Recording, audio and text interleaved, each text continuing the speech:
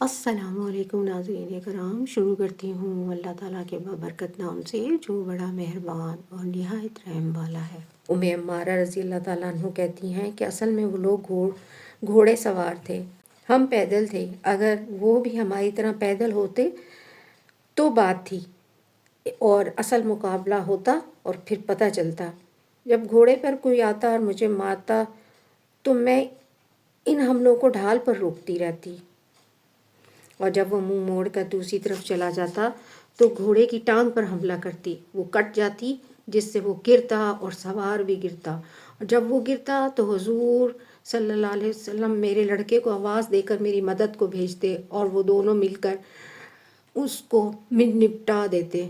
ان کے بیٹے عبداللہ بن زید رضی اللہ تعالیٰ عنہ کہتے ہیں کہ میرے بائیں بازو پر زخم آیا اور خون تھمتا نہ تھا۔ حضور صلی اللہ علیہ وسلم نے ارشاد فرمایا کہ اس پر پٹی باندھ لو۔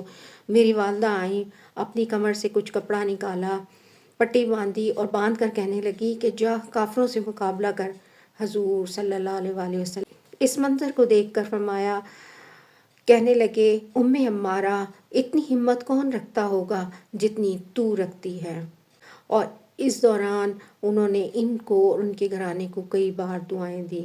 عمارہ رضی اللہ تعالیٰ عنہ کہتی ہیں کہ اسی وقت ایک کافر سامنے آیا تو حضور صلی اللہ علیہ وآلہ وسلم نے مجھ سے فرمایا، یہی ہے جس نے تیرے بیٹے کو زخمی کیا ہے۔ میں بڑھی اور اس کی پنڈلی پر وار کیا جس سے وہ زخمی ہوا اور ایک دم بیٹھ گیا۔ حضور مسکرائے اور فرمایا کہ بیٹے کا بدلہ لے لیا۔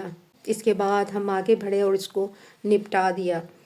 جب حضور صلی اللہ علیہ وآلہ وسلم نے ہم لوگوں کو دعائیں دیں تو میں نے عرض کیا، یا رسول اللہ، دعا فرمائیے کہ حق تعالیٰ جنت میں آپ کی رفاقت نصیب فرمائے۔ جب حضور صلی اللہ علیہ وآلہ وسلم نے یہ دعا فرمائی تو کہنے لگی، اب مجھے کچھ پرواہ نہیں، دنیا میں مجھ پر کیا مصیبت گزری۔ احد کے علاوہ بھی کئی لڑائیوں میں ان کی شرکت اور کارنامے ظاہر ہوئے۔